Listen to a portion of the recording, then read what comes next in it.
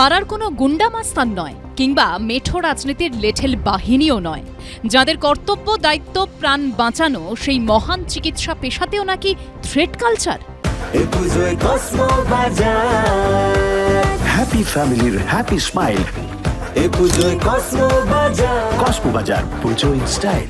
হুমকি সংস্কৃতি, হয় লাইনে এসো নয়তো কেরিয়ার খতম। আরজিকর মেডিকেল থেকে Uttarbanga medical, Medinipur medical college থেকে কলকাতা মেডিকেল কলেজ, সর্বত্র একটাই অভিযোগ, ভয় দেখানোর কুসংস্কৃতি।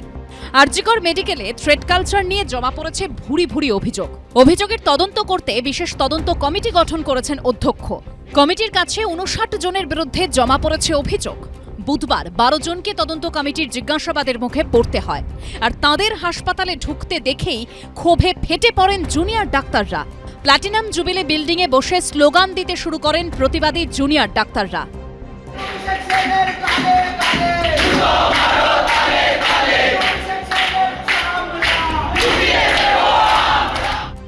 বুধবার 12 জনকে তলব করা হলেও জিজ্ঞাসাবাদ করা গেছে মাত্র 5 জনকে। সূত্রের দাবি, এই 5 জনই জিজ্ঞাসাবাদের সময় অসহযোগিতা করেছে।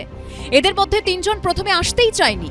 বুধবার সৌরভ পাল, দেবাঙ্গন ধর, আশিস পান্ডে, অভিষেক সেন, সারিফ হাসানকে জিজ্ঞাসাবাদ করে তদন্ত কমিটি। আজকে মনে হয় যাদের বিরুদ্ধে এদের প্রধান অভিযোগগুলো তাদের আজকে ডাকা হয়েছে। আমরা র্যান্ডামলি ডেকেছিলাম, কিন্তু সামহাউ হচ্ছে এগুলো একসঙ্গে পড়ে গেছে। এদের মেন অভিযোগ মনে হচ্ছে এদের দিকে, সেই জন্যই আজকে এই পরিস্থিতিটা তৈরি হয়েছে। We are looking for the influence from the enquiry committee. তারপরই আমরা এক্সটেন্ডেড কলেজ কাউন্সিল মিটিং ডেকে হোয়াট উইল বি ডান যদি কেউ গিলটি অ্যাকিউজড হয়, that will be taken decision by the extended college council meeting. 12 জন বা 13 জনকে ডেকেছে। The entire students and doctors have got huge grudge against them, and তাদেরকে উপর তাদের যেটা বক্তব্য যে দ্য ওয়ে দে সাফার্ড, তো they should get the treatment. জিজ্ঞাসাবাদ শেষ হওয়ার পর সন্ধেবেলা অভিযুক্তরা বাইরে বেরোতেই শুরু হয় তুমুল বিক্ষোভ। হেনস্থা করা হয় অভিযুক্ত আশিস পান্ডে ও নির্জন বাগচিকে।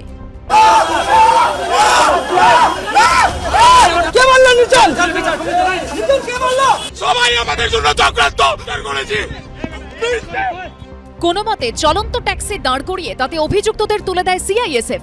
এরপরও ট্যাক্সি ধাওয়া করে বিক্ষোভকারীরা। আমরা দেখতে পাচ্ছি এনকোয়ারি কমিটির মুখোমুখি হতে এসেছিলেন যারা, তাদেরকে মারধর করা হচ্ছে। আশিস কে মারলো? পিছন থেকে পাচ্ছি উপর থেকে ঢিল ছোড়া হচ্ছে।